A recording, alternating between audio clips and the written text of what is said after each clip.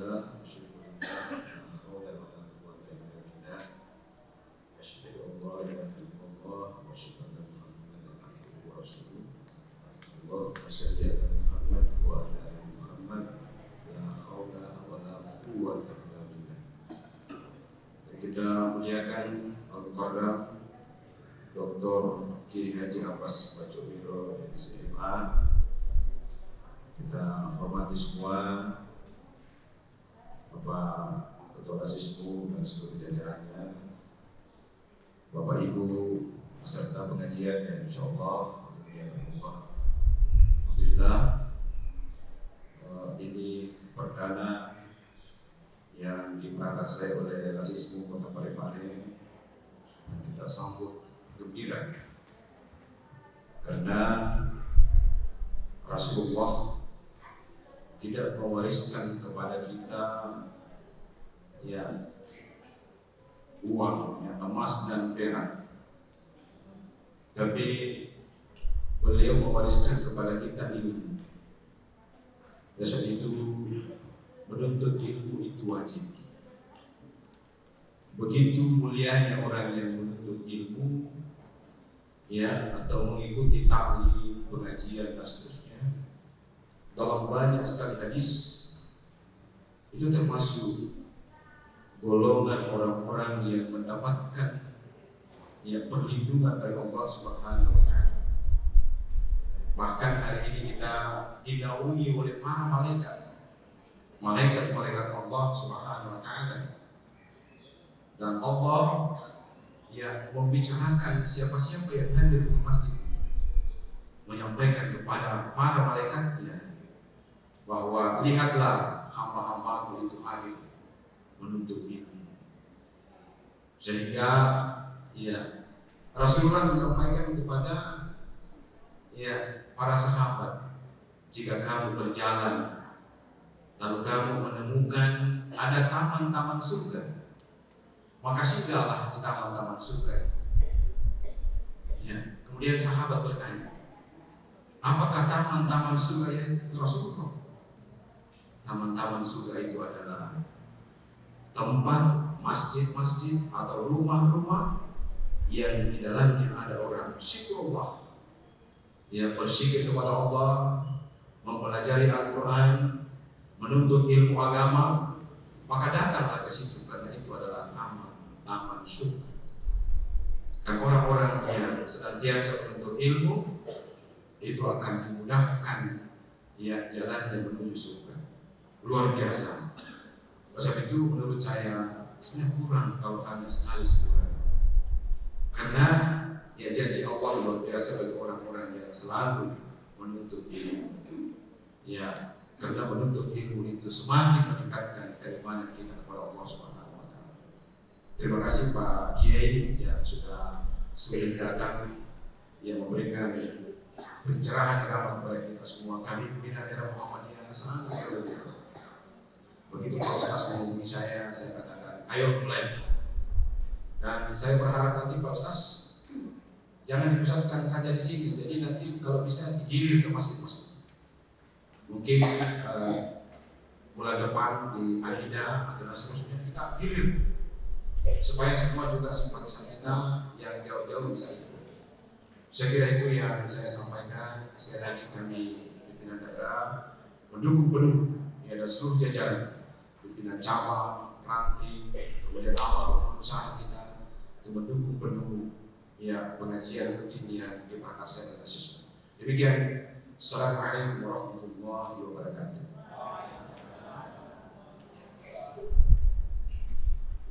Terima kasih banyak atas sambutan singkat yang disampaikan oleh Ketua Pimpinan Daerah Muhammadiyah Kota Parepare, Bapak Profesor Dr. Dr. Amaluddin M.Hum.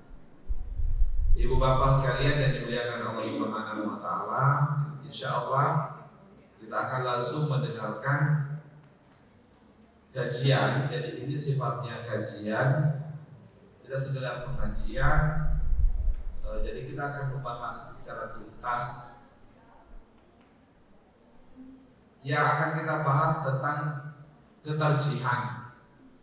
Jadi diskusi kami dengan Pak Dokter itu Pak Dokter menawarkan yang mana, mau tentang ketarjian yang sifatnya tematik hal-hal yang aktual hari ini, atau kita fokus dulu untuk membahas tentang buku HPT, buku himpunan putusan tarjih yang diawali dengan Kitabul Iman. Ya, itu kadang kita lupa. Selalu kalau tarjih selalu bicaranya hal-hal yang sifatnya ibadah dan sebagainya, padahal di bab 1 itu tentang bab iman. Dan itulah beliau akan syarah bab iman tentang putusan tarjih. Materinya kita sudah dibagikan kepada Bapak Ibu sekalian secara singkat. Nah, beliau secara akademik beliau S1, S2, S3 di bidang hadis dari Universitas Islam Islamabad, Pakistan. Ya. Nah, beliau diamanahi selaku Direktur Pendidikan Ulama Tarjih Muhammadiyah Unismu Makassar. Beliau sekaligus selaku Sekretaris Majelis Tarjih dan Tajdid Pimpinan Wilayah Provinsi Selatan. Nah, beliau secara biografi singkat beliau. Olehnya itu kami persilahkan dengan hormat kepada Bapak Dr. Kiai Abbas Rasyidullah untuk naik ke meja, naik ke kursi. Sambil ibu bapak sekalian ada kotak infak dakwah, ya infak dakwah akan diedar. Bisa juga ada dua, bisa diisi langsung, bisa juga ada transfer rekeningnya. Ya, di mana-mana yang lebih memungkinkan buat kita semuanya. Ya, intinya dakwah ini terus jalan dan ditopang dengan infak semuanya. Mari kita simak bersama ceramah dan kajian beliau. Kepada beliau dipersilakan.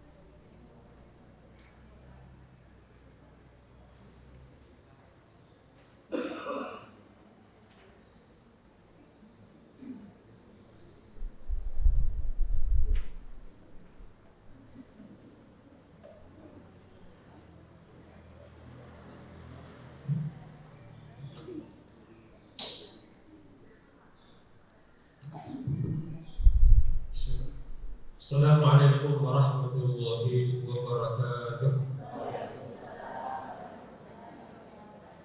Alhamdulillahi rabbil alamin, wassalatu wassalamu ala asyrafil anbiya'i wal mursalin wa ala alihi wa ashabihi wa man wala. Allahumma anfa'na bima 'allamtana wa 'allimna ma yanfa'una wa zidna 'ilma.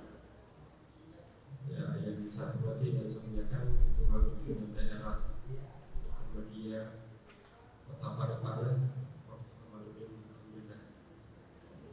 Bersama kita juga dalam penyajian ini seluruh pimpinan, aktor, semuanya mahasiswa juga. Alhamdulillah ini sempat kemarin ada benturan waktu. Saya sebenarnya ada penyajian pekan keempat itu, ikrar pekan ketiga ternyata sudah pekan keempat di Masjid Makassar. Saya sudah dihubungi Pak Saiful, ini kita pindah penyajiannya di pekan terakhir karena sudah disepakati sama Pak Saiful. Yang kedua, saya ingin menyambung dari apa yang disampaikan oleh Bapak Pimpinan tentang hadis yang diangkat bahwa al-ulama warasatul anbiya wa innal anbiya la yuwarithu dinaran wa la dirhaman. Ini sebenarnya suatu ketika seorang sahabat namanya Abu Hurairah. Abu Hurairah ini termasuk orang yang paling banyak meriwayatkan hadis. Tidak lama bersama dengan Nabi, tapi ribuan hadis yang dihafal. Mengalahkan Abu Bakar, mengalahkan Umar dan sahabat-sahabat besar yang lain. Ya, salah satu penyebabnya karena yang pertama, memang beliau ini ya hidup di Ahlus Suffah, di keras Masjid Nabawi. Jadi beliau itu yang paling pertama kalau keluar dari rumah, nah beliau yang pertama lihat mulutnya Nabi. Dia tunggu betul apa yang keluar dari mulut Nabi SAW. Sehingga wajar kalau beliau ini termasuk para di antara penghafal hadis yang terbalik. Suatu ketika itu beliau masuk ke pasar, dan menyampaikan kepada para penjual dan pembeli. Para penjual dan pembeli menyatakan, wahai ya Ahlus Suq, maka ada yang hukuman berguna. Kenapa kalian berdemah-demah di pasar ini? Tidakkah kalian tahu sekali sedang ada pembagian warisan? Mendengarkan kalian warisan, nah, kita berwaris berarti dapat duit, dapat pembagian harta, tanah atau duit. Mendengarkan kalian warisan, nah, para penjual dan pembeli itu mendatangi masjid. Karena sekarang ini sedang ada pembagian warisan di masjid. Nah, mereka lalu datang ke masjid. Waktu itu masjidnya nggak tahu masjid apa. Yang jelas bukan Nurul Istiqomah. Belum Nurul Istiqomah. Nah, beliau sampaikan itu perlu pada datang ke masjid. Namun ketika mereka sampai ke masjid, mereka menemukan tidak ada beras yang model, tidak ada kalung-kalung berpilihan, tidak ada pembagian duit, harta benda yang ada. Ketika masuk, oh di situ ada lagi salah sunnah. Oh di sudut sana ada lagi tadarus tahsin. Di sudut sini lagi sedang mengkaji ilmu keterjihan, fikih, mana halal, mana haram. Sehingga mereka demo ke Abu Hurairah, ya Abu Hurairah, mana itu harta warisan yang kewarisan yang engkau sampaikan di masjid? Apa kata beliau? Nah, inilah kewarisan. Inilah warisan para nabi dan rasul, para ulama. Innal anbiya lam yuwarithu dinaran wala dirham walakin yarsal 'an faman akhadha fahadha wafira. Para nabi rasul itu tidak mewariskan apa-apa, tapi mewariskan ilmu. Maka siapa yang mengambil kewarisan itu, dia sudah mengambil bagian yang besar. Artinya besar itu. Pasti dia akan maju dan pasti dia akan berkembang. Nah, dengan ini kita bisa berkembang. Yang sekalian, alhamdulillah kita termasuk orang-orang yang dikaruniakan Allah. Saya yakin Bapak sekalian tidak ada yang bisa menyantar di sini kecuali karunia dari Allah. Tidak ada yang bisa menyampaikan kaki kita ini, tangan kita ini, kecuali itu adalah karunia dari Allah Subhanahu wa Ta'ala, rahmat dari Allah. Makanya yang paling pertama kita harus syukuri. Kalau Allah berikan kemampuan hadir untuk dalam majelis kami, itu adalah karunia dan rahmat Allah yang tidak bisa dibeli dengan materi sebanyak bagaimana. Tidak bisa dibeli, tidak bisa diganti duit. Triliunan rahmat Allah, cinta terhadap ilmu pengetahuan. Bapak Ibu sekalian, kemarin kami itu di Masjid Subul Salam, Pak Saiful sampaikan, ya saya beri pilihan tadi. Nah, ternyata memang ya sebagusnya kalau kita di Muhammadiyah, minimal dulu yang paling utama yang harus kita kuasai itu adalah produk hukum Muhammadiyah. Ya sampai dikuasai, yang dikuasai tapi harus dikuasai. Kalau dikuasai, berkuasa dan tidak pernah pegang-pegang, mana itu pemikiran hukum Islam Muhammadiyah. Nah, di Muhammadiyah itu produk-produk hukumnya itu banyak diambil itu adalah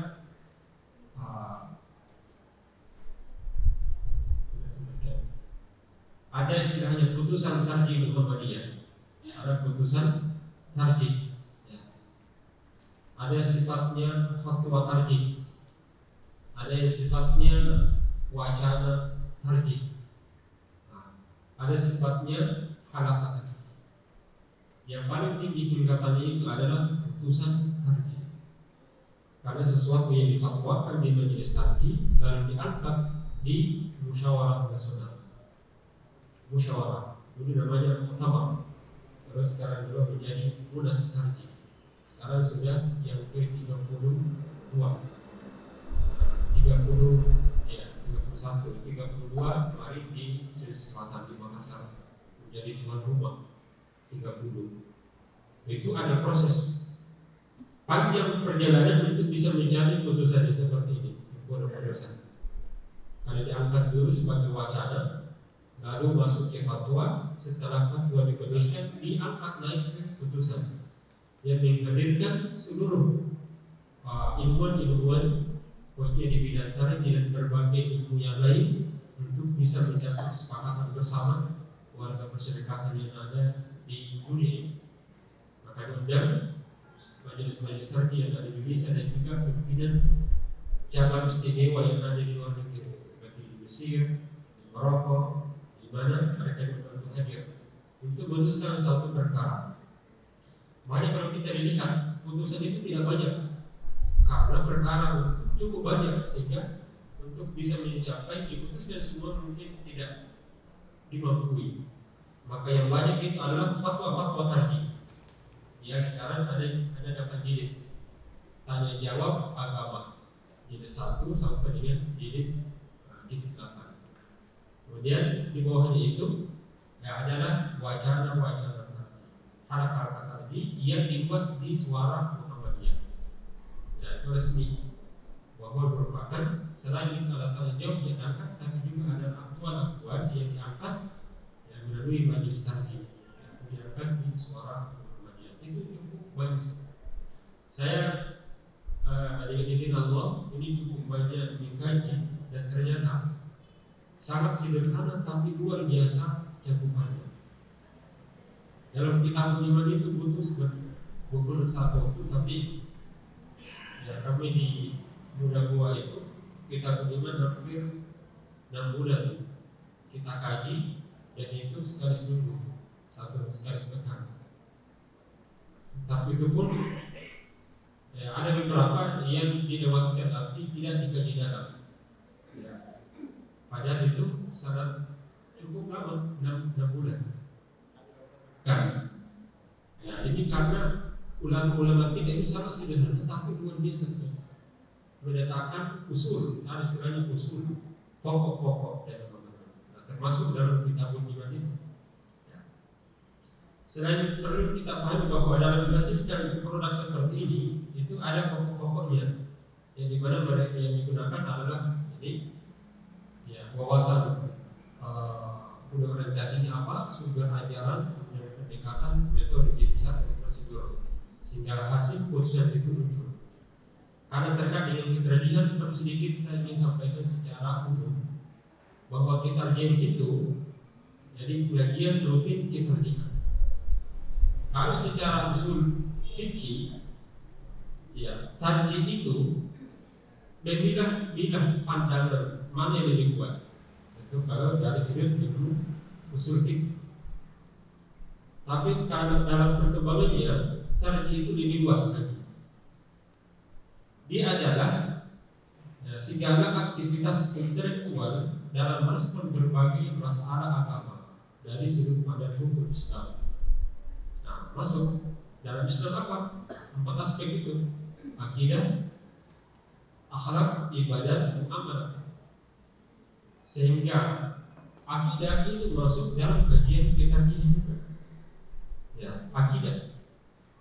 Hanya saja nanti dalam bahasan akidah atau kalau ini kita beriman itu akan memberikan tuntunan bagaimana cara berakidah dengan benar, sehingga disebutkan tuntunan warga dalam berakidah, ya, dalam iman. Nah, bagaimana tuntunannya itu? Muncullah kitabul iman. Tapi perlu diingat bahwa tuntunan ini muncul karena dengan pokok yang kita sebutkan ini ada wawasan tajdid. Jadi kalau tajdid itu sebenarnya untuk baharuan misalnya dalam bidang agama, akidah itu adalah kemurnian. Ibadah juga harus dimurnikan. Ya. Ibadah lagi dibagi dua, ada yang pokok dan ada yang cabang. Yang pokok ini tidak boleh berubah, yang cabang ini boleh berubah. Nah, ini seperti puasa Ramadan. Ini heboh di koran Tribun. Prof. Taslim menyampaikan bahwa Ramadan ini konsep wujud hilal harus dihapus. Ini sudah menjadi putusan tahun 2010. Untuk bisa merubah putusan yang sudah ada harus berproses lagi. Maka harus dimusyawarahkan benar agar mau dihapus. Itu tidak langsung majelis tertinggi langsung dihapus. Itu tidak beretika dalam berfatwa. Apatah lagi kalau sudah mencapai putusan, dia harus dikaji benar lagi dalam bentuk apa, lalu naik nanti diterjemahkan dalam bentuk putusan. Sehingga ini tidak mudah untuk putusan yang sudah ada lalu kita mau ubah begitu saja. Perlu pengkajian. Tapi di Muhammadiyah memang sifatnya terbuka. Kalau memang ada dalil yang lebih kuat, silakan datangkan dalil-dalil itu. Nah, tapi jangan membuat provokasi di dalamnya. Nah, kita ada tiga di dalam bertanding, memang terbuka. Kemudian toleransi, prinsip apa yang menjadi putusan. Tidak berarti di luar putusan ini kita langsung salahkan semua. Tapi inilah yang menjadi pilihan kita sebagai terus yang ada di keluarga masyarakat di Muhammadiyah. Kemudian termasuk dalam bidang pendekatan yang kita gunakan ini itu bukan hanya satu pendekatan. Bayani, perlu burhani, perlu irfan itu menyatu, tidak terpisah. Bukan hanya burhani saja, atau bukan hanya teks-teks saja. Nah, seperti puasa sebenarnya itu kan sumudil yatihi. Yang kita gunakan adalah konsep pendekatan 3, bayani, burhani, dan irfani. Dalam memahami hadis-hadis Nabi SAW itu juga ada pendekatan yang kita gunakan. Saya ambil satu contoh. Dalam memahami hadis Nabi itu ada istilahnya kemampuan membedakan mana tujuan hadis, mana wasilah hadis. Maqasidul hadis wa wasail. Ada tujuan. Ya, misalnya kalau kita salat di waktu itu tujuan. Tapi sampai kepada kita ini untuk bisa memastikan kapan masuk waktu salat, itu wasilah. Maka boleh kita gunakan berbagai alat. Ya, berpuasa 1 bulan penuh Ramadan itu yang pokok. Tujuan puasa subuh niyatihi agar kita berpuasa 1 bulan penuh. Nah, tetapi untuk menentukan itu wasilah boleh berubah. Nah, oleh Syekh Yusuf Qaradawi ada tulisan beliau, "Kaifa nata'amal as-sunnah nabawiyah."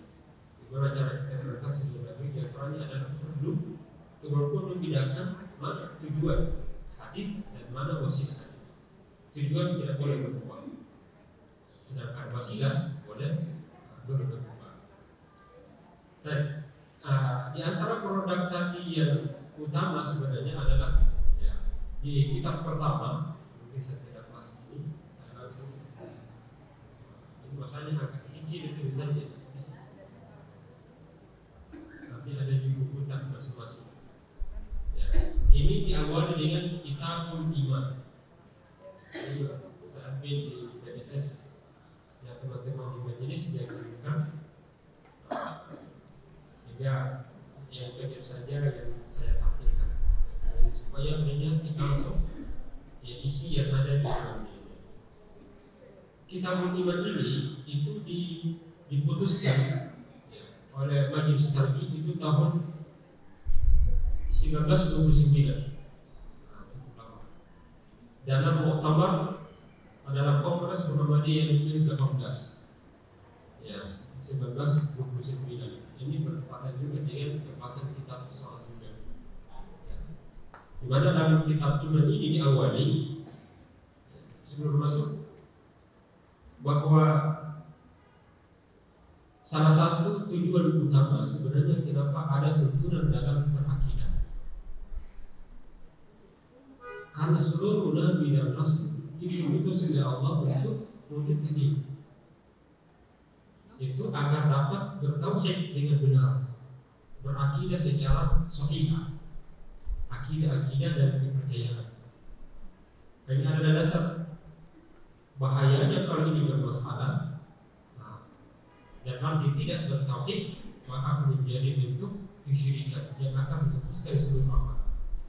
Sehingga seluruh gerakan-gerakan kita ini, gerakan dakwah kita itu dengan didorong.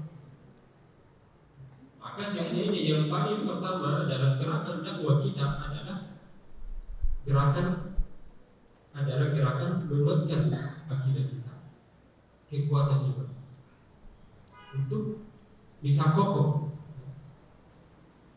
Maka kajian ilmu tentang akidah, apalagi menjadi putusan yang ada di sini, baru kita terangkan bahwa kalau kita baca buku ini, upaya untuk meningkatkan kekuatan iman kita.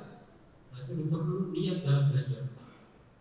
Setiap apa yang kita pelajari, niatkan untuk bisa paham dengan benar dan bisa meningkatkan kualitas iman kita.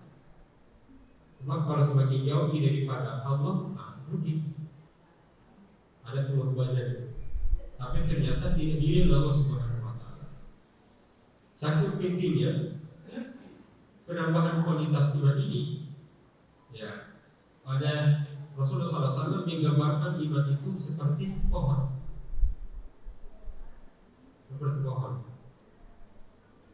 Mana pohonnya? Al-iman bintun wasittuna syu'bah. Afdaluha qawlu la ilaha illallah wa adnaha imamatun adha an-karim. Kalau iman itu bercabang-cabang. Ya, berarti kalau cabang-cabang ada pokoknya, ada pohonnya. Nah, ini kalau dalam bahasa Arab namanya al-isti'arah at-tamthiliyah. Nabi menyebutkan bahwa iman itu seperti pohon, tapi tidak ada pohon yang disebut, hanya rantingnya saja, cabang-cabangnya. Di mana pohon itu banyak cabangnya. Nah, oleh Rasulullah menyebutkan cabang iman ada 69. Riwayat lain 70 lebih. Kalau Bukhari Muslim 60 lebih. Kalau Ashabus Sunan itu lebih daripada 70. Ini terjadi perbedaan alasan. Pokok iman itu juga disebutkan dalam istilahnya dengan rukun, yaitu disebutkan hadis Ibnu Umar, buniyal Islamu ala khams, syahadati an la ilaha illallah wa iqamis shalah wa anna muhammadar rasulullah wa iqamis shalati wa ita'iz zakati wa shaumi ramadan wal hajj man istata'a ilaihi sabila. Ini berarti Nabi menggambarkan Islam yang merupakan bahagian, merupakan iman itu sendiri seperti bangunan yang kokoh yang memiliki tiang-tiang, pilar-pilar. Nah, 5 pilar ini merupakan cabang iman utama. Nah, saking pentingnya tentang cabang 5 ini, Rasulullah SAW menerima, lalu sebelum diterima oleh kepada Rasulullah SAW melalui malaikat Jibril. Dan ini yang diangkat oleh putusan tarji di Muqaddimah Kitabul Iman, hadis tentang Jibril. Bagaimana konsep atau ketuntunan dalam berakidah ini? Di kitab ini mengawali dengan pengantar dulu, ada pengantarnya. Biasanya dalam putusan tarji, Muqaddimah pengantar itu adalah ayat-ayat atau hadis-hadis Nabi yang menjadi dasar pokok dalam memberikan tuntunan setelahnya. Nah, kali ini adalah pengantar, maka diawali juga segalanya dengan basmalah, Bismillahirrahmanirrahim. Lalu menyebutkan kalimat tauhid, La ilaha illallah wahdahu la syarikalah wa bil haul wal quwwah. Ya, seperti biasanya kita mengawali dengan mengagunkan Allah ya Subhanahu wa taala. Tiada Tuhan selain Allah, Dia semata, la syarika, tidak ada sekutu baginya.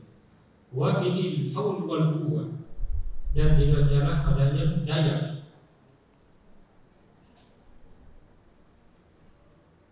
daya dan kekuatan. Alhamdulillahil mubdi'u lil awani mu'inul arwah ila najasat yaumil qiyamah. Ini terkait segala puji kepada Allah, mengawali segalanya, seperti dimana kita khutbah bahwa Dia adalah Allah yang menciptakan semua alam dan mengembalikan roh kepada jasadnya di hari kiamat. Jadi pada ini sudah ya, al-arwah ila najasat. Berarti salah satu konsep akidah dari Muhammadi bahwa ruhnya itu nanti akan kembali kepada jasad-jasad. Sehingga nanti ya manusia ketika dia berhadapan kepada Allah Subhanahu wa taala itu dengan roh dan jasad.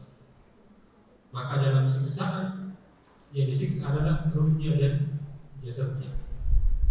Berupa juga kenikmatannya. Wassalatu wassalamu ala sayyidina Muhammadin khataman nabiyyin. Ya, ini bersalawat kepada Nabi. Ini di antara sebagian kata ini juga Muhammadiyah dibuka ada sayyidinanya di sini.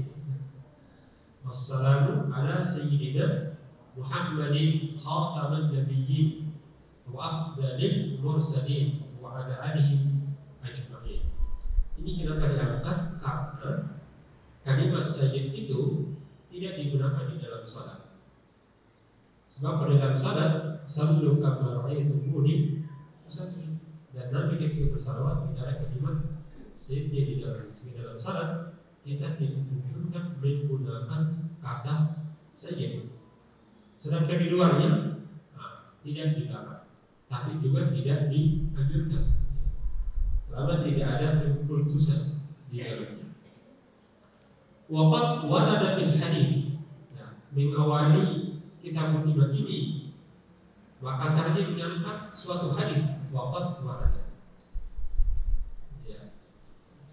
Ini melihat teks langsung bahasa Arabnya saja. Walaupun di situ ada terjemahannya di bawah, tapi kita belajar sedikit di teks Arab berupaya untuk tidak melihat atau terbiasa melihat kalimat Arabnya. Waqad dan sungguh warada fil hadis itu terdapat dalam hadis Nabi sallallahu alaihi wasallam. Fil hadis. Kalau Muhammadiyah mengangkat hadis yang dimaksud adalah hadis maqbul. Hadis maqbul. Kenapa? Karena hadis dhaif tidak digunakan. Ini waqad warada fil hadis sahih. Atau sekarang dirubah. Sungguh telah terdapat hadis yang maqbul. Ya, walaupun tidak ditulis di sini, tapi maknanya bahwa yang diangkat dalam putusan ini haruslah hadis yang maqbul. An Umar ibn Khattab radhiyallahu anhu. An Umar radhiyallahu anhu. Itu berarti riwayat Umar. Ya, ini silakan dengan hadis Jibril. Bainama nahnu julusun 'inda Rasulillah sallallahu alaihi wasallam. Bainama nahnu, ketika kami bersama dengan Nabi sallallahu alaihi wasallam. Itu dalam biasanya Nabi kan suka duduk-duduk. Ya, setelah duduk situlah Nabi biasanya mendapatkan pembelajaran para sahabat. Ini banyak hadis keluar itu karena duduk-duduk. Di mana duduknya? Ya kalau kita ngopi di kopi restoran. Nabi juga biasa ngopi tapi di berada masjid. Duduk. Terkadang Nabi bersama sahabat tiba-tiba lewat lagi orang mati. Seperti dalam hadis Nabi, marah Nabi sallallahu alaihi wasallam jenazah.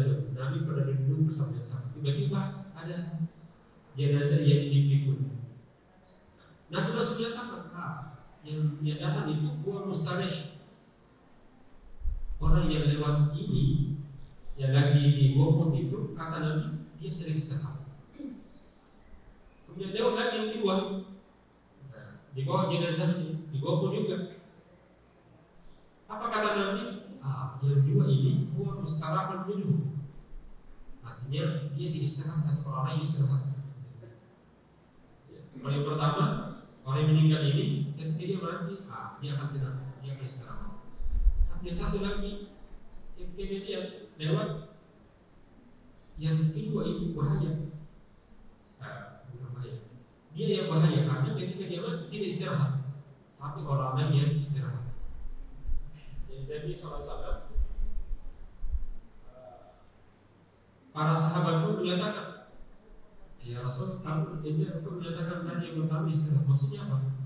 Nah, yang tadi yang pertama itu dia adalah abdul mu'min, yastarihu min nasabid dunya wa nasabiha ila rahmatillah. Makanya masih berkurang ke rahmatullah. Nah, sini hadis disebutkan orang beriman ketika dia meninggal dunia abdul mu'min. Nah, inilah syahid itu kenapa kita harus belajar iman. Abdul mu'min ketika dia meninggal dunia, dia akan berehat. Jadi orang beriman tidak boleh stres menjadi dunia. Nanti meninggal baru istirahat. Artinya tidak boleh berhenti berdakwah, tidak boleh berhenti ibadah. Semua gerakannya harus bergerak dalam keimanan.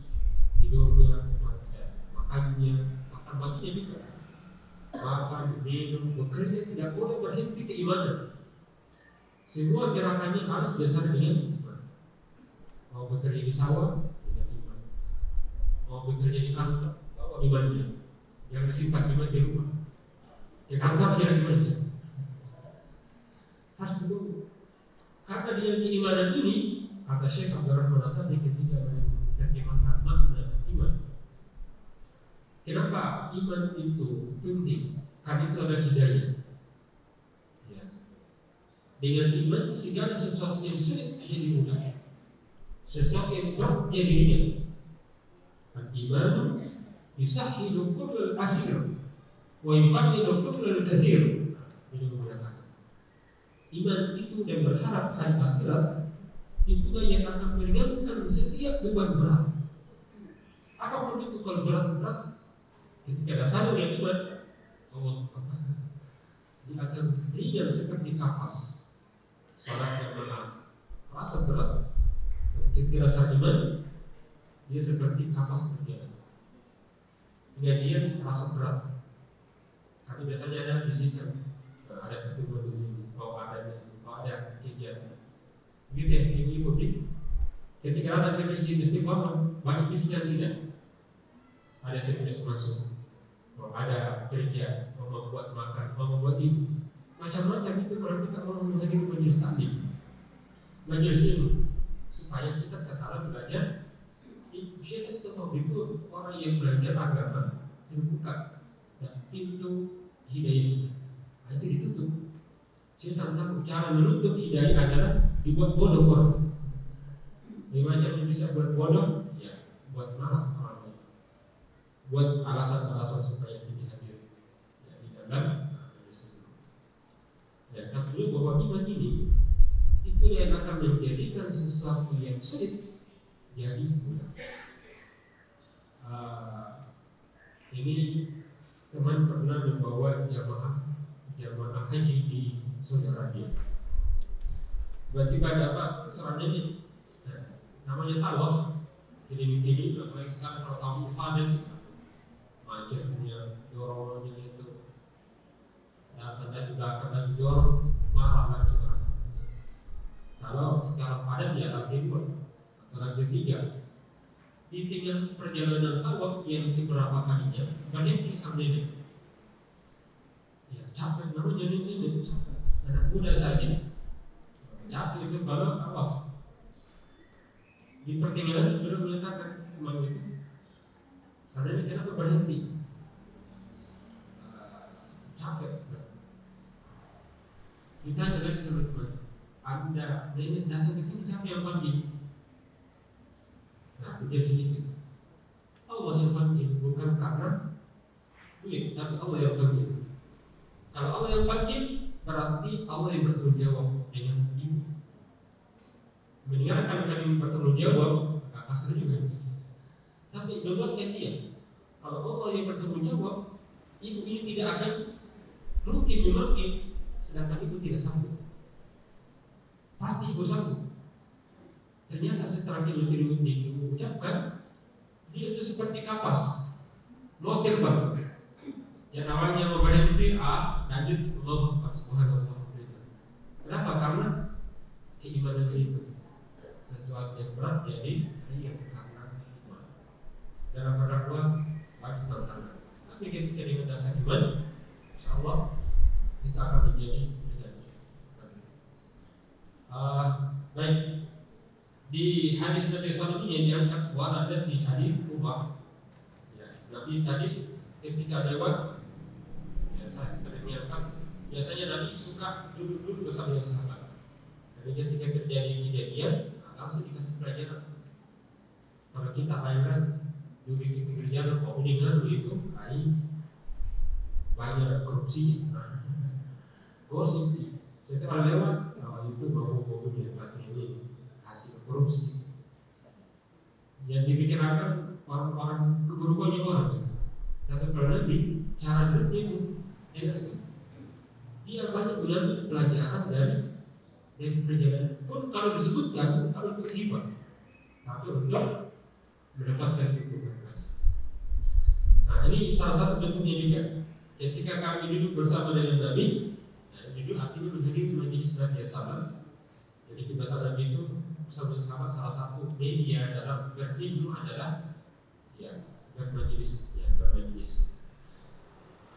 Dan tayang ini, di sini ada kalimat SLAM, itu ringkasan dari Sallallahu Alaihi Wasallam. Ya hanya saya agak kritis ini kalimat ini. Dan walaupun tidak berarti mungkin ada perubahan. Sebenarnya kalau kita bersalawat kepada Nabi tidak diringkas. Kalau saya tidak dapat pahala lagi. Tapi kalau ditulis Sallallahu Alaihi Wasallam. Nah, tapi ini tidak benar juga. Tapi dalam kalau kita sebagai pembelajar hadis, kalau ada perawi hadis meringkas SN itu langsung ditolak hadis. Tidak didekati murid-muridnya. Kenapa? Karena kapan lagi kita bisa bersahabat kepada Nabi Sallallahu Alaihi Wasallam. Man sallallahu alaihi wasallam sallallahu alaihi wasallam. Siapa yang bersalawat kepada satu kali, maka Allah akan bersalawat 10 kali. Makanya para sahabat itu ketika menerima Islam, ya Allah, kiranya kecintaan kepada Nabi Sallallahu Alaihi Wasallam itu kita tidak akan temukan dalam perawi hadis kecuali dilengkapi Sallallahu Alaihi Wasallam. Artinya kita secara langsung bersalawat kepada Nabi Muhammad Sallallahu Alaihi Wasallam. Data yaumi, kami duduk di suatu hari. Istala alaina, tiba-tiba ya nampaklah rajulun itu laki-laki. Kalau dibaca rajulun, kaki. Jadi salah baca. Rajulun ya laki-laki. Syadidu bayadul thiyab, yang berpakaian sangat putih. Ya, berpakaian baju putih. Ya. Syadidu sawadi sya'ab, berambut sangat hitam. Nanti tidak ada uban. Nanti berambut hitam. La yura alaihi athar safar. Ya. Tidak tampak ada pengaruh dari perjalanan. Aku kalau dari Makassar hanya 3,5 jam akan datang nih. Buka-buka capek kan. Ini video yang datang itu tidak ditahu siapa dia. Dalam sahabat tidak ada yang mengetahuinya. Kemudian datang dengan pakaian putih. Wala ya'rifuhu minna ahadun.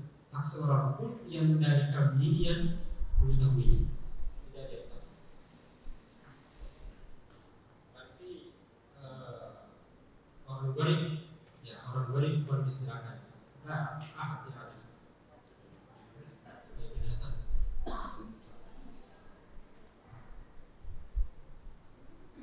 Wala ya'rifuhu minna ahadun. Tak seorang pun dari kami yang mengetahuinya.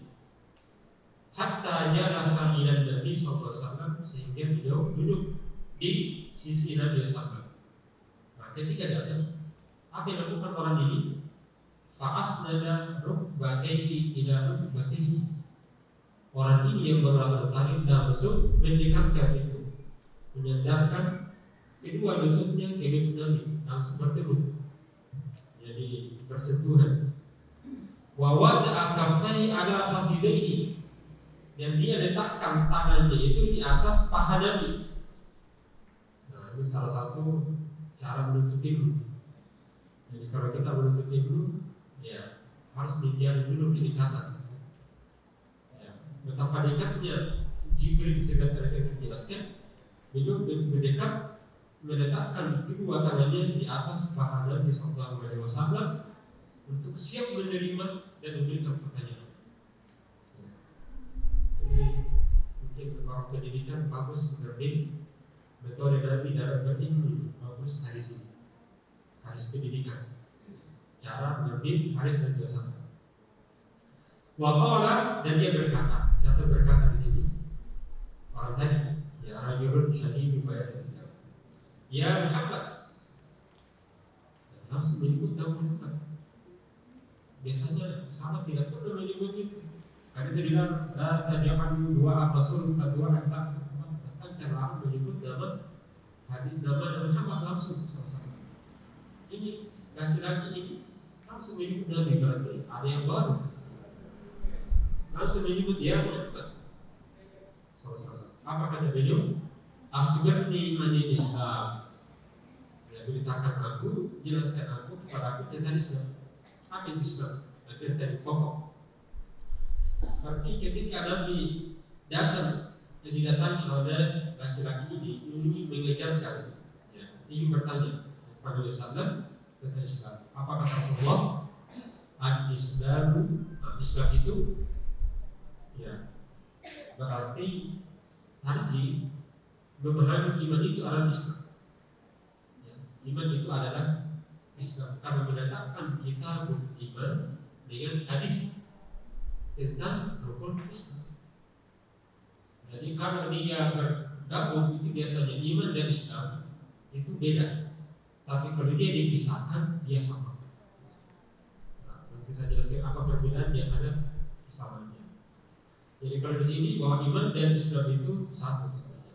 Iman bahagian, Islam bahagian daripada Islam. Apa itu Islam?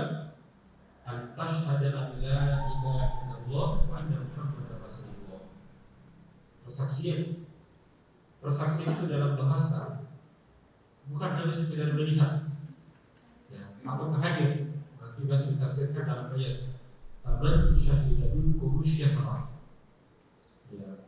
Pada Yesus, ya, kalau secara bahasa syahidah itu sesuatu yang dipahami lewat yang pertama ilmu, jadi dulu, kemudian diawali dengan kebahasan, lalu diketahui, lalu diyakini. Nah, itu makna saksi persyahadatan. Ya, biasa kita dipanggil persaksian, menyaksikan, artinya sesuatu yang kita jadikan sebagai saksi atau bentuk apa yang menjadi persaksian kita. Tidak boleh hanya sekedar saya bersaksi orang itu mencuri. Dia harus mampu tahu apa latar belakangnya. Lalu dia bisa yakin bahwa orang itu tidak bersalah. Nah, sama dengan kita ketika bersaksi bahwa tidak ada Tuhan yang berhak disembah. Tidak boleh hanya menceritakan ini. Tidak boleh hanya menyatakan asyhadu an la ilaha illallah. Harus didasari dari pembahasan. Harus ada pembahasan. Seperti Nabi Ibrahim ketika ingin bersaksi bahwa Muhammad Rasulullah SAW itu adalah Esa Al-Khalid. Itu dijelaskan dalam surah Al-An'am, bagaimana Nabi berjalan mencari untuk mendapatkan ilmu tentang Allah Subhanahu wa Ta'ala. Yaitu apa? Ya, inna qalbi, agar kita bisa hati kita menjadi tenang. Kita belajar yang ada di alam ini untuk apa? Untuk memperkuat keimanan. Itu tadi saya katakan kenapa kita belajar iman supaya bertambah keimanan kita. Wa tuqimus shalah, yang kedua adalah mendirikan salat. Wa tu'tiyaz zakat, menunaikan zakat. wa tasum Ramadan, berpuasa pada bulan Ramadan, wa tahujjal baita in istata'ta ilaihi sabila, berpuasa pada bulan Ramadan. Nah, ini kan berarti bagaimana? Nah, di sini tidak ada bagaimana cara berpuasa, apakah dengan hilal atau tidak. Berarti tujuan perintah puasa itu sumu niyatihi, esensinya apa? Puasa pada bulan Ramadan penuh, tidak kurang dan tidak lebih. Nah, bagaimana caranya untuk bisa membuktikan itu Ramadan? Ya lihat, apakah dilakukan 30 hari atau yang ketiga menggunakan perhitungan. Qala sadaqta. Nah, ini dia bertanya tapi dia membenarkan. Ya. Jadi orang ini yang datang kepada Nabi tentang Islam, tapi ketika diberi jawab langsung menyatakan jurang.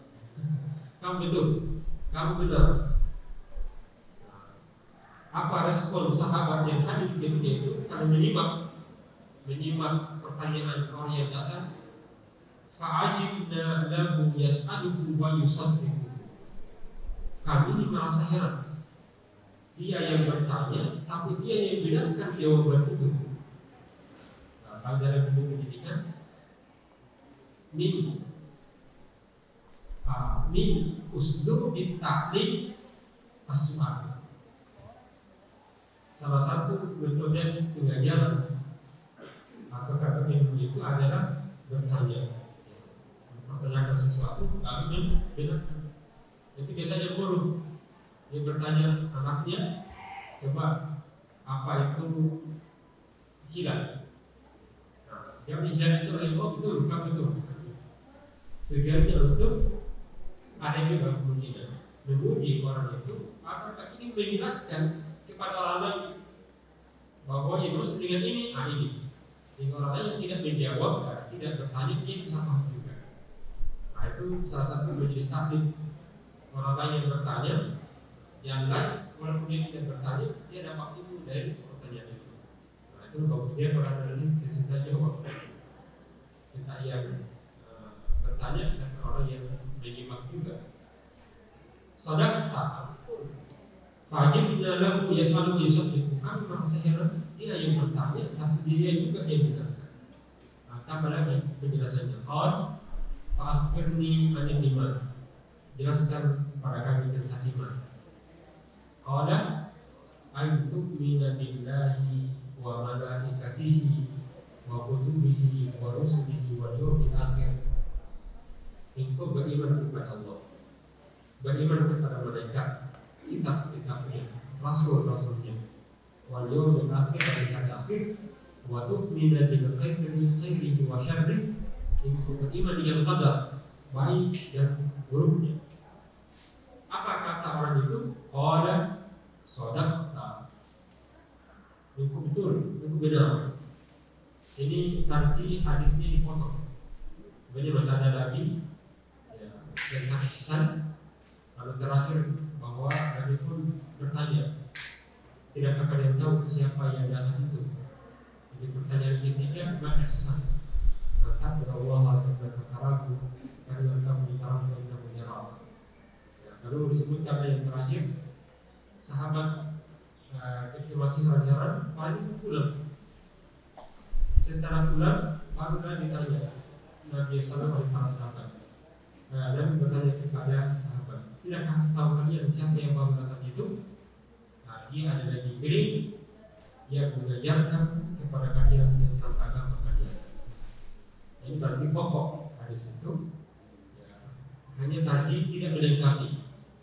Kenapa tidak lengkap? Karena yang dibutuhkan di sini adalah terkait dengan iman, yaitu rukun Islam dan rukun iman.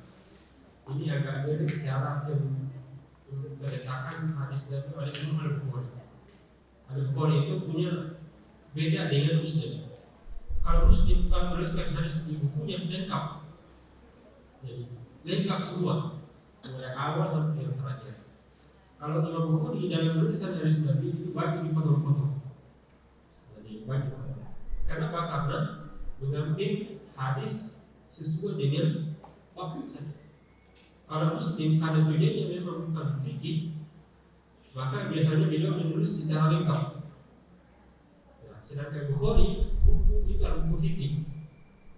Al-Bukhari sebenarnya buku fikih hanya tidak kelihatan kan, tenggelam. Padahal Sahih Bukhari adalah buku fikih. Karena hukumnya itu muncul di babnya disebutkanlah hadis-hadis Nabi Sallallahu Alaihi Wasallam. Dan putusan tadi ini agak mirip dengan buku Sahih Bukhari. Jadi sebelum ada tujuan, buku kita itu mengangkat hadis-hadis potongan hadis sesuai dengan bab. Nah, baru dijelaskan masing-masing dengan belakangnya. Nah itu ini masih di tinggal kerja. Jadi kita iman di awal dengan hadis Jibril yang kita serahkan dengan hadis Jibril.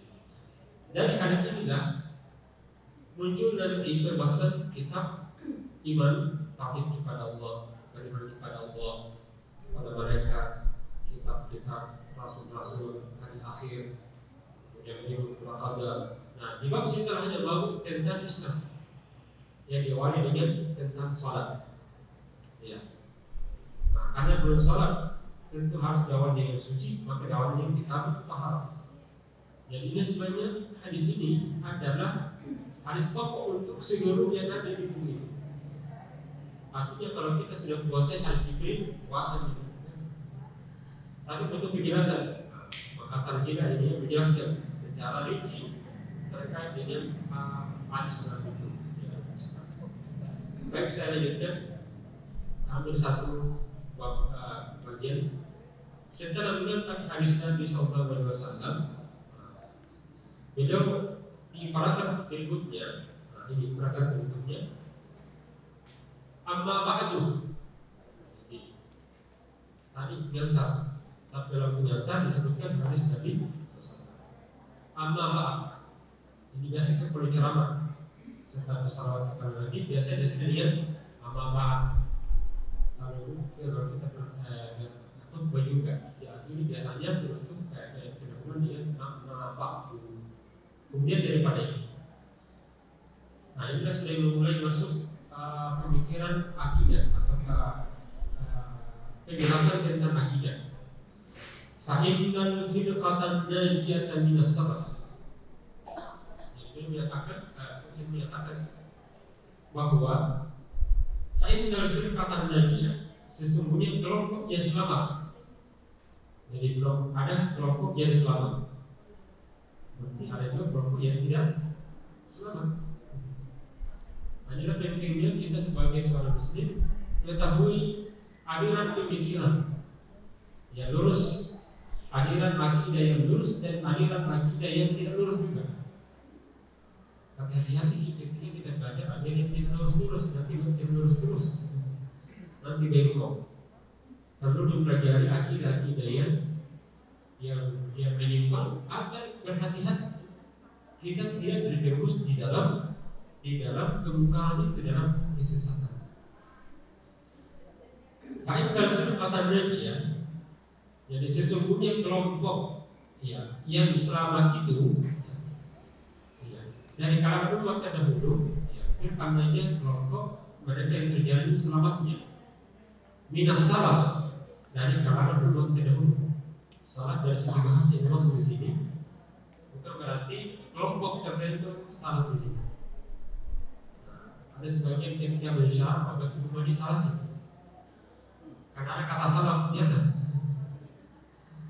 Amma ba'du fa innal firqata najiyatan minas salafi. Artinya itu maksudnya adalah umat terdahulu dari kalangan para sahabat, kalangan tabi'in. Ya. Ajma'u, mereka bersepakat. Ada jika di anna alam kullahu hadithu. Mereka sepakat bahwa ya,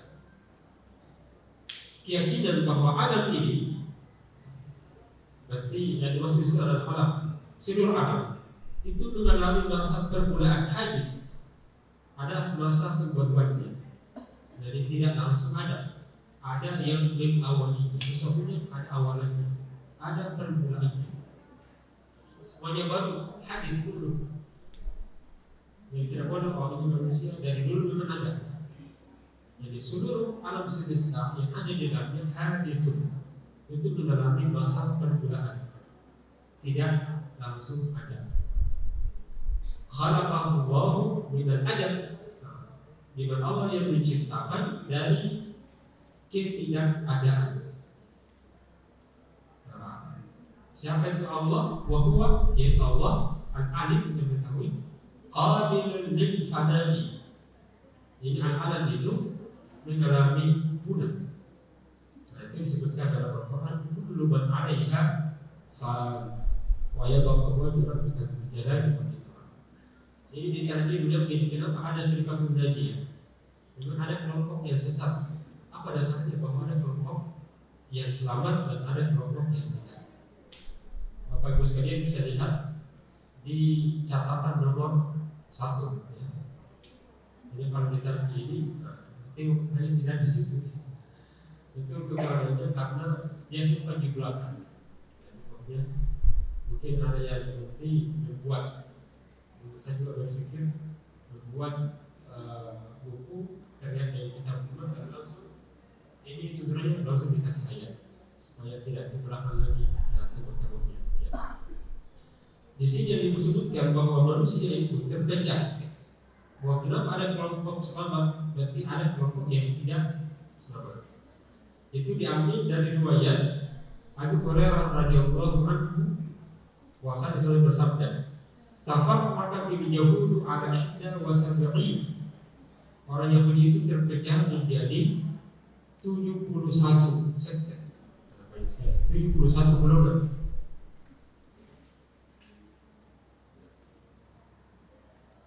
Yang punya HPT bisa dilihat di halaman 22 ya. Karena kopiannya tidak dicetak semua, jadi kesulitan dibuatnya di HPT. Saya bacakan saja hadisnya. Wadah biasa tafarraqat al-yahudu, orang Yahudi itu terpecah itu menjadi 71 golongan. Wan Nasara itu juga terpecah menjadi 72 golongan. Wa tafarraqat ala wasab'in firqah. Wan Nasara mislu dzalika, dan Nasrani juga terpecah menjadi 70 lebih. Wa tafarraqat ummati ala 73 firqah. Nah, umatku ini terpecah kata beliau menjadi 73 golongan. Rawahu Tirmidzi wa qala haditsun hasan sahih. Hadis ini memang asalnya lemah. Kalau kita telusuri satu persatu terjadi kelemahan, tapi setelah dikumpulkan dia meningkat derajatnya menjadi hasan. Kalau sahih atau Tirmidzi menyatakan sahih, sehingga dia menulis di situ hasan sahih. Kalau disebut hasan langsung dipaham, ini berarti makbul. Kemarin waktu di ditularkan pai Muhammadiyah itu, Prof. Arifudin menjadi bicara dalam paham agama. Nah, salah satu kritikan beliau ketika menyampaikan materi ini, itu ada sedikit penelitian kecil-kecilan meneliti Mubalik Muhammadiyah Kota Makassar. Ya, ini meneliti sejauh mana pemahaman Mubalik Muhammadiyah tentang hadis makbul, hadis sahih. Dari sekian dari Mubalik Muhammadiyah Kota Makassar, hanya 30% yang paham tentang hadis makbul. Maka perlu disini saja 100% ini. Hanya 30% di Makassar ini. Di Makassar, masuk juga saya dibuat Muhammadiyah di situ. Hanya 30% saja yang tahu kalau ditanya apa itu harus makbul. Tidak, kebanyakan tidak tahu. Nah, inilah mungkin tanggung jawab kita. Baru balik ya melakukan salah satu kajian hadis. Walaupun dalam memutuskan, bukan tidak setiap orang yang bisa memutuskan perkara-perkara hukum. Tapi nanti kerja-kerja di majelis tarjih. Kalau majelis tarjih memang harus mutlak memahami itu, karena kita tidak akan mungkin memutuskan suatu hukum kecuali dari hadis yang sahih atau kandungan hadis hasan. Nah, ada istilah kalau At-Tirmidzi dikatakan hadisun hasanun sahih, itu artinya hadisnya diperselisihkan. Ada yang menyatakan sahih, ada yang menyatakan hasan. Yang jelas makbulah, bisa diterima. Ya. Dari ampunan riwayat lain dengan lafaz yang berbeda. Nah, ini berarti tadi cukup bagus karena menyangkut hadis yang lain, riwayat yang lain. Riwayat Ibnu Umar. Nabi pernah menyatakan, la ya'tiyanna ala ummati ma ata ala bani Israil hadwa nabli bin nabli hatta kana minhum man ata Allahu ala niyatan maka ummati majastur dalika. Tapi intinya di sini namanya bahwa akan datang nanti suatu masa pada umat seperti Bani Israil, di mana Bani Israil itu terpecah menjadi 72 bid'ah. Umatku akan terpecah menjadi 73. Kulluhum finnar, semuanya masuk neraka. Nah, baliknya dulu begini langsung. Ini bahasa tadi bukan bahasa tabligh. Kalau bahasa tabligh harus diramu-ramu sedikit. Tapi kalau tadi karena di hadapan saya ada pengajian tadi yang salah mereka. Tapi kalau bahasa Ubani itu nanti seperti ini bahasa. Kulluhum finnar, semuanya itu 73 kata Nabi 72. Kulluhum finnar, semuanya itu masuk neraka. Illa millatan wahidah, kecuali millah wahidah. Satu millah. Kalau sahabat 73 tapi satu dia selamat, berbahaya itu. Sehingga itulah yang menjadikan para sahabat langsung berespon dengan pernyataan tadi. Oh ya Rasulullah, man hiya? Langsung dikatakan siapa itu ya satu? Banyak sekali terjadi tapi satu dia selamat. Qal ma ana alaihi wa ashabi. Dia menyatakan mereka lah yang mengikuti jejakku dan sahabat-sahabatku. Jadi ittiba' Nabi. Maka di sini yang kita Muhammadiyah diberi nama itu. Ini diambil dari sebenarnya pemahaman hadis Nabi Sallallahu. Bahwa kelompok selamat adalah pengikut Nabi Sallallahu. Maka diberi nama Muhammadiyah. Dia adalah sifat. Jadi sifat Muhammad. Salah satu sifat Muhammad itu kita sebagai warga karena disebutkan kepada Nabi. Bagi harapannya bahwa kepercayaan Muhammadiyah mengikuti Nabi Sallallahu Alaihi Wasallam, sehingga masuk kategori ma'ana alaihi wa ashabi. Maka kita yakin bahwa Muhammadiyah itu masuk dalam kategori al-firqatul najiyah. Mutiara itu gimana itu? Nah, jadi kamu ini bukan Muhammadiyah. Jadi masuk begitu sesat. Nah, Nabi tidak menyebutkan tapi menyebutkan sifat ma'ana alaihi wa ashabi, apa yang saya lakukan dan ikuti apa yang diikuti jejakku dan jejak para sahabat. Maka siapa saja, apakah apa saja ya, atas nama wadah masyarakat, selama dia mengikuti Nabi, dia adalah firqah najiyah. Sehingga sekte yang dimaksud di sini bukan organisasi yang oleh sebagian memahami bahwa umat ini terpecah terkotak-kotak. Maka satu di kotak yang diterima, yang lainnya itu tidak masuk kotak. Nah, di Muhammadiyah tidak dimana disebut. Muhammadiyah memahami yang masuk adalah sifat yang Nabi ma'ana alaihi wasallam. Hanya kenapa dibentuk di Muhammadiyah seperti yang kita sekarang ini? Karena di dalam memahami agama itu perlu manhaj, perlu cara supaya berada pada koridor jalan Nabi. Sebab kalau tidak dibentuk semacam aturan-aturan atau konsep-konsep atau manhaj metode, pasti akan terjadi penyimpangan kiri kanan karena tidak ada petunjuk. Maka lahirlah Muhammadiyah dengan manhaj tarjih. Maka manhaj tarjih ini dalamnya digarap melalui majelis tarjih, itu sebenarnya adalah majelis yang punya otoritas untuk mengkaji agama Islam supaya kita tetap di dalam jalan Nabi Sallam. Ma'ana alaihi wa ashabi, atau kalau kita tafsirkan dengan ayat ihdina as-sirata al-mustaqim, tunjukilah kami jalan. Mana itu jadi lurus? Jadi ayat ini diterjemahkan oleh hadis Nabi bahwa ma'ana alaihi wa ashabi, maka firqah Nahdiyah adalah mereka yang arah jalan yang lurus, seperti jalannya para nabi, para syuhada, orang-orang yang soleh, dan terakhir para nabi, dan terakhir adalah para sahabat. Dan Nabi telah menyatakan khairul quruni qarni tsumma alladziina yalunahum tsumma alladziina yalunahum.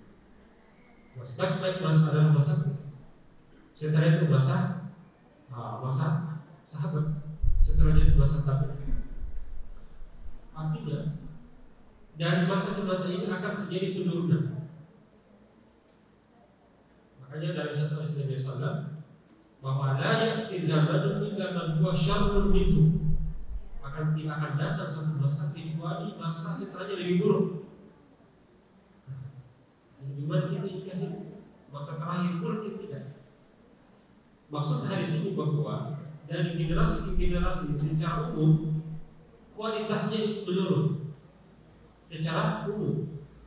Tapi walaupun dari setiap generasi itu ada yang terbaik, tapi tak sedikit, tidak banyak. Tapi kalau kita lihat secara mayoritas, kualitas umat terdahulu itu menurun kualitasnya. Pada akhirnya nanti, itu nanti terjadi hari kiamat. Tidak ada lagi yang menyatakan Islam, la ilaha illallah, akan terjadi hari kiamat. Tapi pertanyaannya, bagaimana kita bisa melawan namanya zaman fitnah? Fitnah itu adalah dia menurun kualitasnya. Seorang mukmin tidak boleh terbawa arus. Bagaimana cara agar kita tidak terbawa arus? Pertahankan akidah para akidah Nabi, para Nabi dan Rasul, dan akidah para sahabat ma'ana alaihi wa ashabi, sehingga orang itu kita tetap berada pada posisi tingkat supaya tidak terbawa arus. Ini sudah sekian jam. Saya kira mungkin cepat sedikit kalau saya cukupkan, nanti ada soal jawab. Saya akhiri nanti dia program yang terakhir. Wa ala anna an-nadhra fil qawli ma'rifah.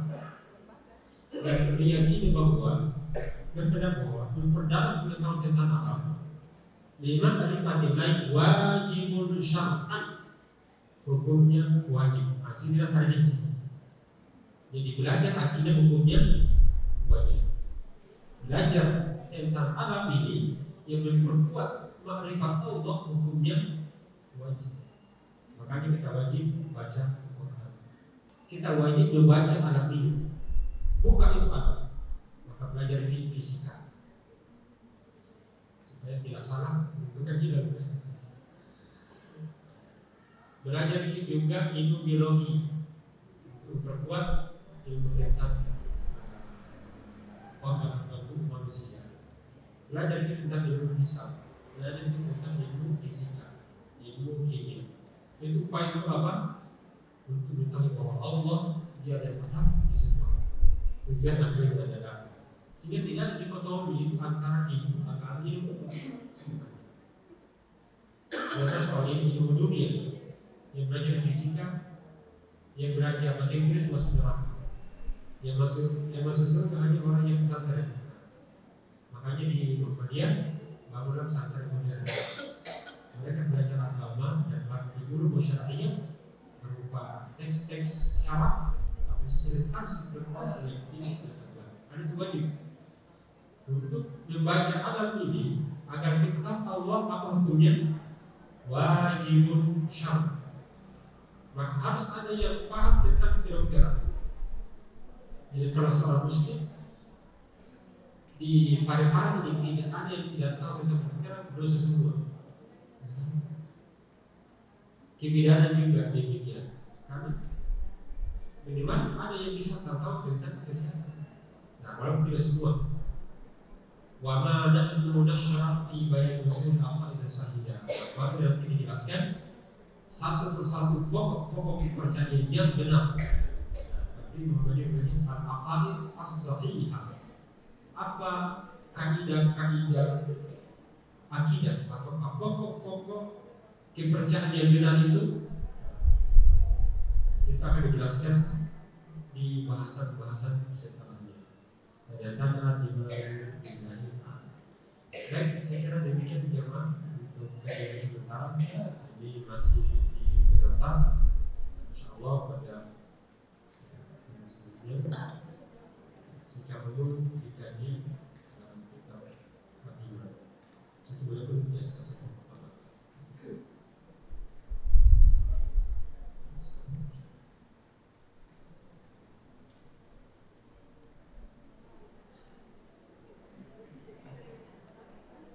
Baik Bapak Ibu sekalian, baru satu hadis ini dari tentang Jibril dari buku kitab Iman dan Putusan Tarjih. Menarik sekali ini supaya kita selalu mengklaim bahwa Muhammadiyah tidak bermazhab. Tapi kadang-kadang ada orang Muhammadiyah bermazhab tarjih. Apa maksudnya? Kalau ditanya pokoknya ada di tarjih, dia juga tidak tahu halaman berapa dan apa bunyinya.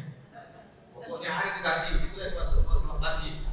Kenapa? Karena tidak pernah mengkaji. Itulah tidaknya sore hari ini kita bertemu untuk mengkaji dan luar biasa banyak audiens kita. Mungkin ada satu dua bapak-bapak sekalian mewakili bapak-bapak, satu juga ibu-ibu, karena waktu terbatas. Insyaallah pada depan kita akan banyak waktu lagi untuk berdiskusi. Mungkin ada yang mau bertanya bapak? Iya, sebutkan nama dari jamaah mana?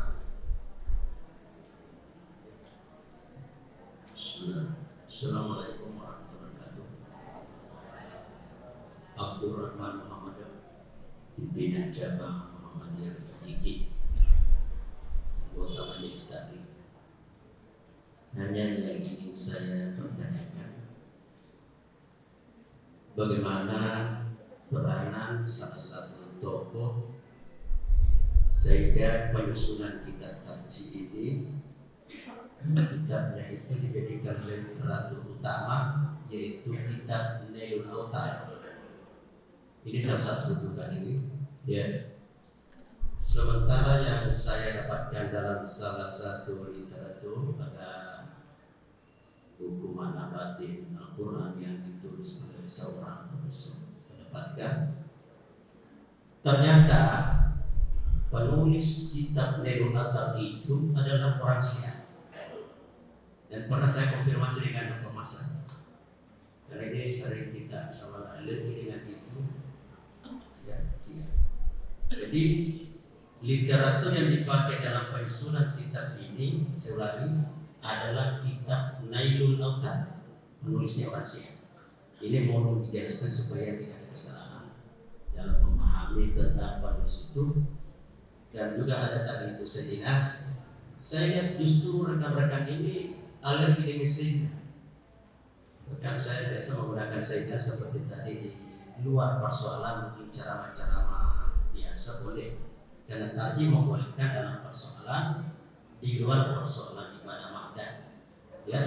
Tetapi teman-teman itu alergi, pokoknya jangan pakai sehingga, ya kan? Baik, untuk diperjelas tadi persoalan. Ibu ada di belakang ibu?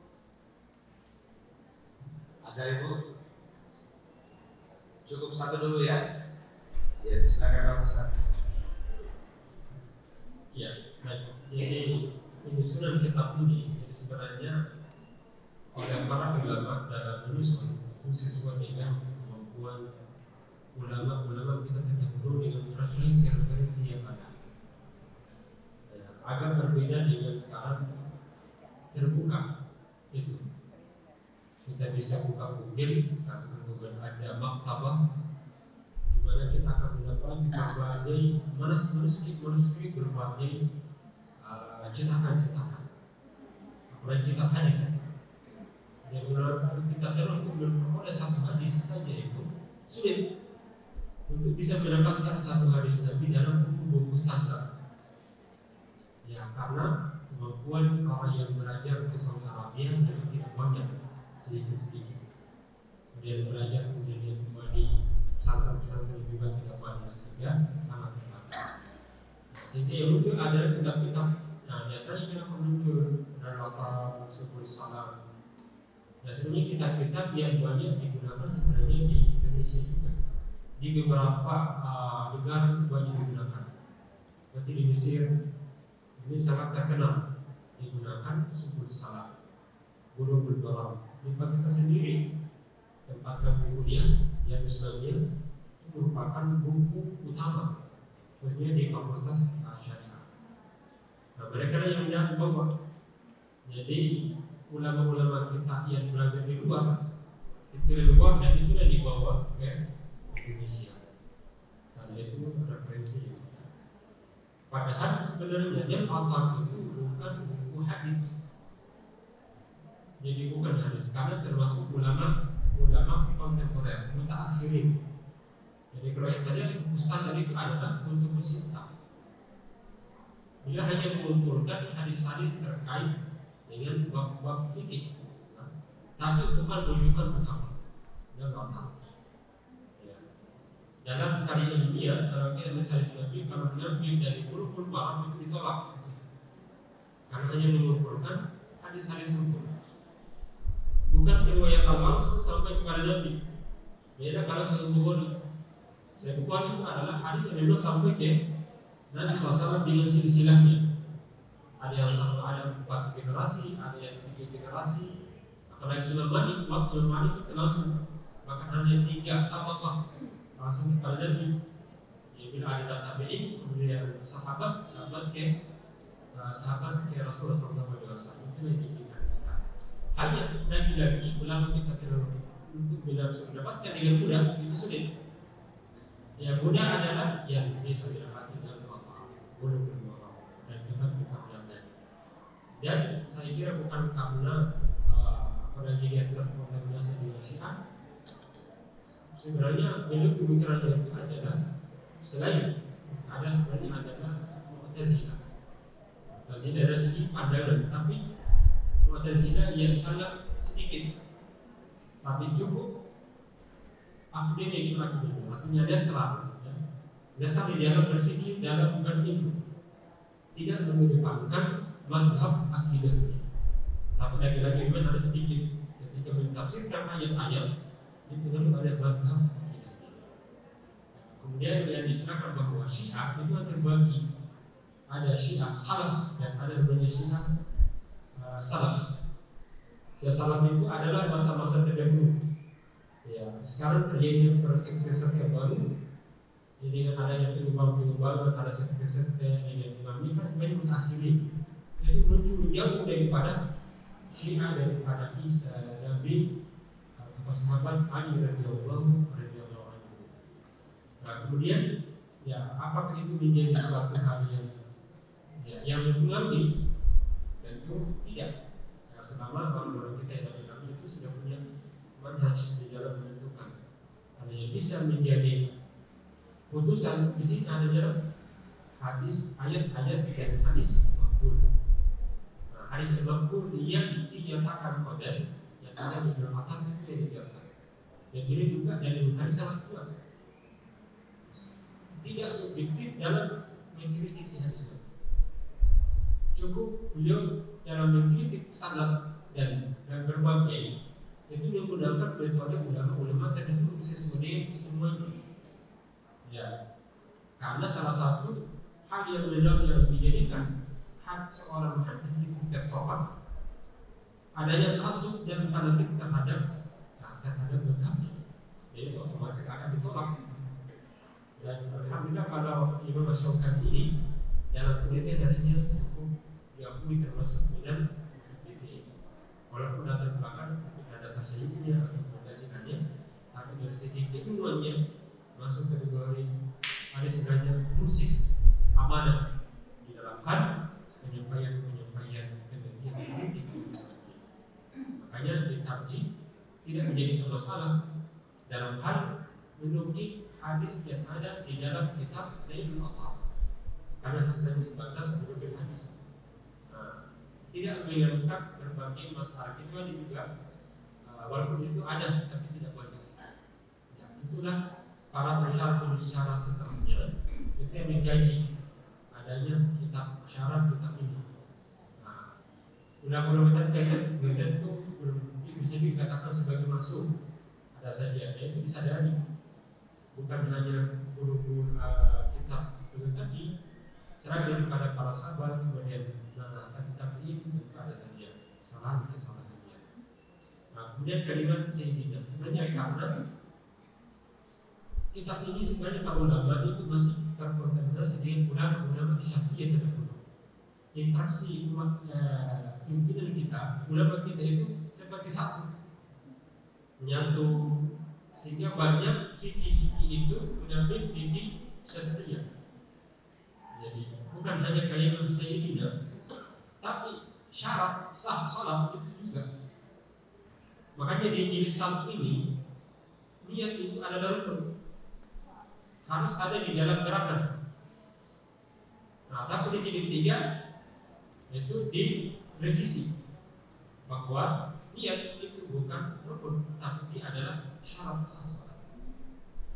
Ya, kalau di jilid ini kelihatan dia masuk bahagian dari ibadah.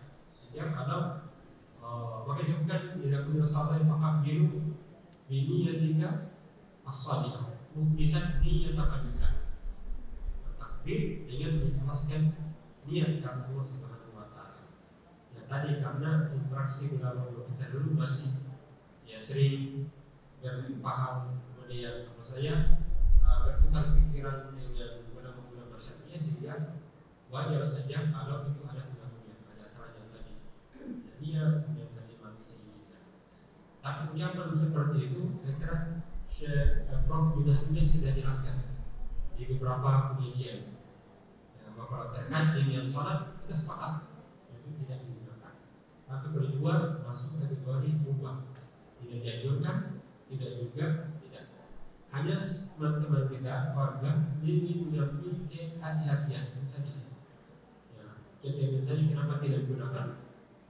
Karena memang di salawat terhadap Nabi ketika sholat itu juga ya bisa makan saja itu tidak akan mempengaruhi kemuliaan Nabi SAW kalau tidak disebutkan.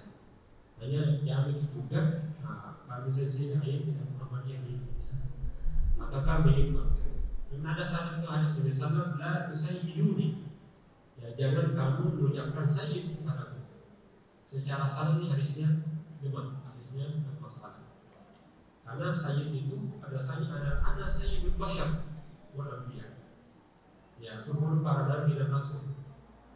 Ya, hanya istilahnya sayyidina bagi kita itu yang ada pengkultusan sehingga dihindari. Itulah konsep satu syariah. Salah satu manhaj kita dalam paham agama itu adanya satu syariah, menghindari sesuatu yang dapat menjerumuskan kepada fitnah. Seperti dulu kan patung kenapa tidak dibolehkan foto-foto dikhawatirkan. Nah sekarang sudah aman, maka kembali ke hukum asal. Nah sama lagi kalimat Sayyidina, dikhawatirkan ada kelebihan dalam berbudi kepada Nabi, maka sebagian kita itu tidak menggunakannya. Itu salah satu kaidah yang produk yang diambil dari kaidah satu syariah, menutup segala sesuatu yang bisa masuk kepada kesalahan atau dosa. Saya kira demikian.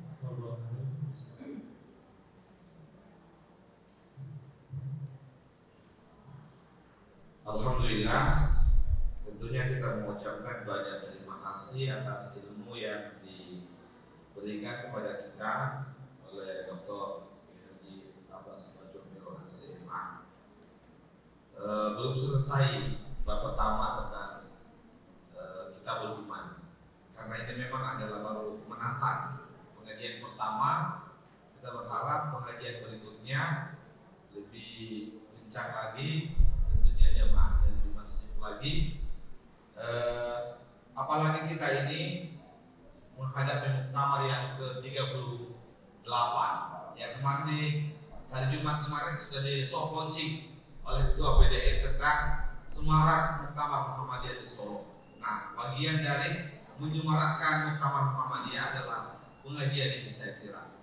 Ya, jadi bapak-bapak ini yang suami-suami yang pergi sendiri pengajian, diajak istrinya dan anaknya, istri-istri juga ajak suaminya, ya kalau perlu ajak tetangganya. Nah, gembirakan pengajian ini secara kuantitatif amal usaha kita cukup. Ya, ada 8 amal usaha di bidang pendidikan kita, SMA 1, SMK 1, SMP 1, SD 5, saya hafal ya.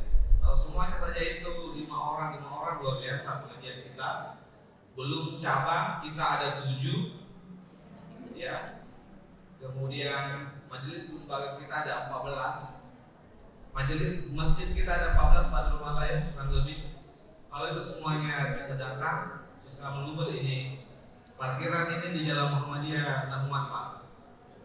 Ya, insya Allah kita gembirakan, saling menggembirakan, dan kalau kita banyak berkumpul begini bisa banyak hal-hal yang positif bisa dilakukan. Membangun bangunan besar kalau kita banyak cepat selesainya. Apalagi ada bangunan di Lombok ya, mau di wakafnya mau diselesaikan, itu bisa selesai kalau kita semuanya berkumpul banyak. Makanya kami mencoba melis, alhamdulillah sudah mungkin ya terdata 80 orang, mungkin bisa lebih bertambah lagi jamaah tetap kita. Bapak-bapak, ibu sekalian, insya Allah. Yang kedua tadi catatan untuk ketua majelis tabligh, mungkin bisa ditulis kecil-kecilan para mubalik kita. Apakah tahu yang mana yang dimaksud dengan hadis makbul tadi? Hadis makbul, supaya para mubalik kita juga bisa termotivasi hadir untuk kajian tarjih. Ya, bapak-bapak ibu sekalian, kami mengucapkan banyak terima kasih, tentunya dengan bimbingan arahan ketua pimpinan daerah Muhammadiyah Kota Parepare bersama pimpinan yang lainnya, pimpinan majelis lembaga, pimpinan amal usaha. Kita ucapkan banyak terima kasih kepada Bapak Dr. Haji Abbas Biro SMA. Insya Allah kita ketemu bulan depan dengan waktu dan tempat yang sama dulu.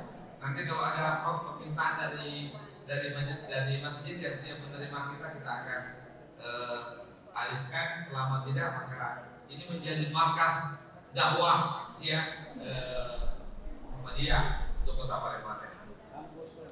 Ya. Insya Allah juga ada pengajian khusus berikutnya untuk khusus dosen dan karyawan di kampus Unpar pekan bawah bulan depan. Dan untuk informasi sebentar yang masih mau mengikuti pengajian Ustaz Maghrib Isya di Masjid Tarbiyah, lontarnya sebentar pada Maghrib Isya. Mari kita tutup pengajian ini dengan bersama-sama baca kafaratul majelis. Subhanallah walhamdulillah, asyhadu an la ilaha illa anta wa astaghfiruka wa atubu ilaik. Wassalamualaikum warahmatullahi wabarakatuh.